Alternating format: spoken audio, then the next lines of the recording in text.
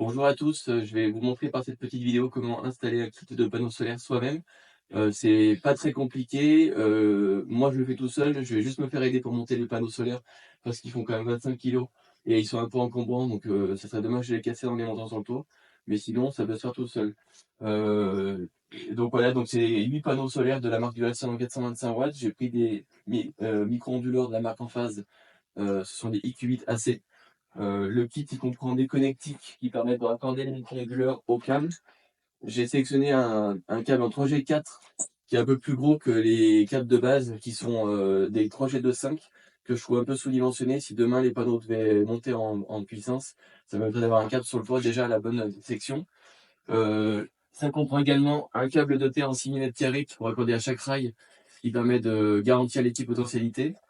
Et le kit comprend également un coffret de protection, donc ça c'est un 3 kW, 3 à 4 kW pardon, qui comprend donc un cuir-relais qui permet de communiquer avec les micro-onduleurs. Et je vous montrerai plus tard, j'ai déjà la passerelle de supervision qui est installée, parce que j'ai une première installation qui fonctionne déjà, donc je vais tout raccorder sur la passerelle et je vous expliquerai aussi les branchements. Tout d'abord, je voulais monter la gaine à l'étage et je ne souhaitais pas installer de goulotte que je trouve disgracieux, surtout en façade. Donc je suis venu via les combles descendre un tubiro dans le doublage de la cloison extérieure. De l'autre côté, j'ai pu casser le moellon et retrouver ce tubiro et je suis venu passer mon passe-fil ainsi après avoir fait une épissure sur le câble afin que je puisse remonter via le tubiro dans les combles la gaine et son câble. On voit donc apparaître le tubiro dans les combles avec le passe-fil. Et l'avantage du tubiro, c'est comme il est souple, ça lui permet d'être plié et de suivre le rampant du toit sans abîmer le film sous toiture. On voit ici donc la gaine qui a pu être tirée, que je vais accrocher dans la charpente avec des fils de fer afin qu'elle ne traîne pas dans l'isolant. Nous voici donc sur le toit. J'ai sorti les deux gaines via des tuiles à douille, vu qu'il y aura deux pans de toit qui seront installés.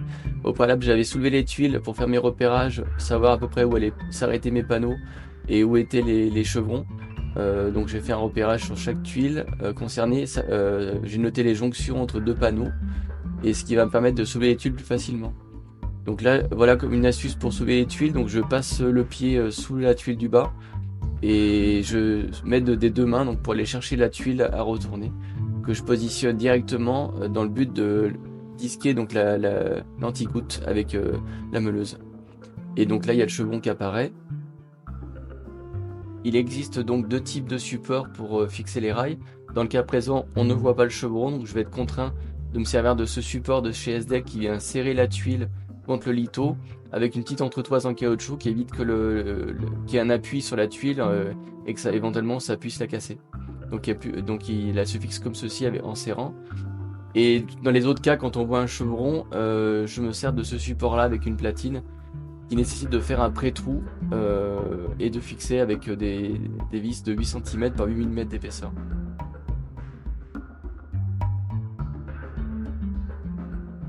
Donc voilà, on peut constater, j'ai fait les pré-trous sur cette platine et donc il me reste à les visser directement dans la charpente.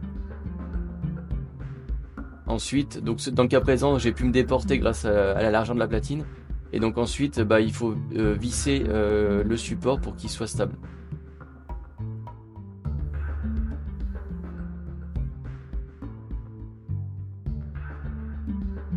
Une fois que les supports ont été fixés à la charpente, il est recommandé de venir disquer cette partie-là de la tuile, ce qui évitera à la tuile d'être en appui sur le support et éventuellement de casser si jamais on marche dessus.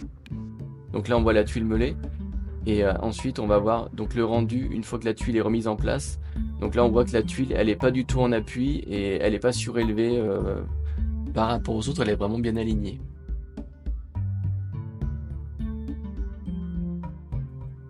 L'étape suivante consiste à positionner les rails directement sur les supports.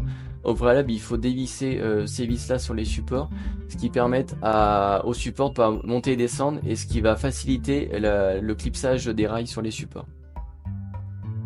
Petite astuce pour l'alignement des rails, moi je me sers d'une règle de maçon. Donc en fait il suffit, une fois qu'ils sont positionnés, d'aller clipser le rail directement sur le support de la sorte. Et si vous n'y arrivez pas, il suffit de prendre un tournevis plat et de venir appuyer à cet endroit là sur le rail et il se clipse tout seul. Une fois les rails fixés, on vient positionner le micro-onduleur avec ses supports. Donc il suffit de présenter le micro-onduleur et de le fixer directement sur le support. Il y a un anti-retour qui permet éventuellement d'enlever l'onduleur. Et ensuite, bien, on branche la connectique, sachant qu'il n'y a pas de sens, donc on ne peut pas se tromper. Il suffit juste d'enfoncer et d'entendre le clic et le micro-onduleur est branché. Le câble de branchement des micro-onduleurs doit être raccordé avec des raccords étanches au câble qui arrive du tableau électrique. Donc on se sert de ces raccords où il suffit de brancher phase et neutre des deux côtés. Ensuite on vient clipser cette petite partie. Il y a un joint d'étanchéité qui se met au bout du raccord. Et ensuite il n'y a plus qu'à serrer de la sorte. On fait de même des deux côtés. Et ensuite il n'y a plus qu'à les emboîter. Il y a une bague qui se tourne sur la droite avec un petit clic qui informe que le raccord est fermé. On va ensuite raccorder donc le câble de 6 mm de terre à chaque rail à l'appui de ces accessoires qui sont fixés au rail avec une vis inox et on vient sertir donc le câble de terre avec une passe multiprise en serrant très fort. On va donc raccorder chaque rail de la sorte afin de garantir l'équipotentialité de l'installation. Avant la pose de chaque panneau, on va venir attacher cette petite agrafe sur le cadre du panneau qui permet de raccorder le panneau au rail et donc au câble de terre. Il reste enfin à raccorder le panneau au micro-onduleur avec les deux câbles qui arrivent du panneau. Chaque branchement est différent, ce qui permet d'éviter de se tromper. Une fois le panneau positionné, on vient fixer le panneau avec un crochet et un embout de finition. On positionne un nouveau crochet qu'on ne serrera uniquement quand le panneau suivant sera positionné. Une fois donc les panneaux mis en place, on vient raccorder le coffret de protection. Donc là on retrouve de cette gaine là le câble qui descend du toit en 3G4 ainsi que le câble de terre. Le câble de terre qui est raccordé directement à cet endroit et le câble en 3G4 qui est donc raccordé directement au cul relais avec la phase et le neutre. On voit le petit compteur de production qui sera raccordé à la passerelle Envoy.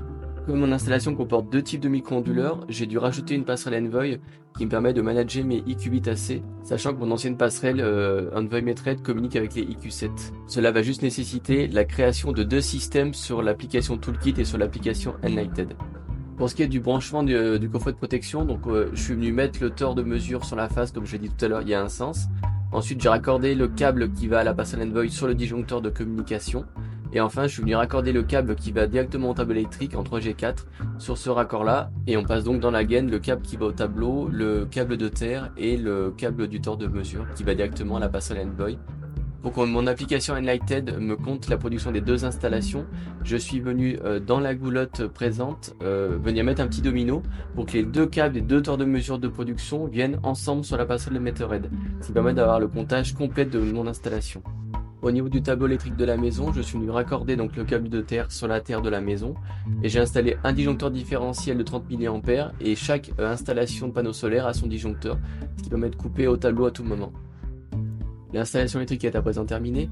Petite particularité, comme j'ai deux passerelles de supervision Envoy, j'ai dû installer des anneaux de ferrite en sortie de coffret électrique en direction du tableau électrique, une ici, une autre dans la goulotte pour l'autre installation, qui me permet d'isoler chaque réseau CPL et ainsi d'éviter les interférences entre les installations. Il reste à présent à paramétrer les micro-onduleurs avec l'application Toolkit. Je vous renvoie vers les tutos de chez Enphase qui sont assez bien faits pour pouvoir le faire. Si vous avez d'autres questions techniques sur l'installation, je reste à votre disposition et j'essaierai d'y répondre dans la mesure de mes capacités. Il me reste enfin à vous remercier d'avoir visionné cette vidéo. J'espère que cela vous aura donné envie d'installer vous-même vos panneaux solaires, ce qui permet de faire une substantielle économie et d'amortir plus rapidement son installation. Merci à vous.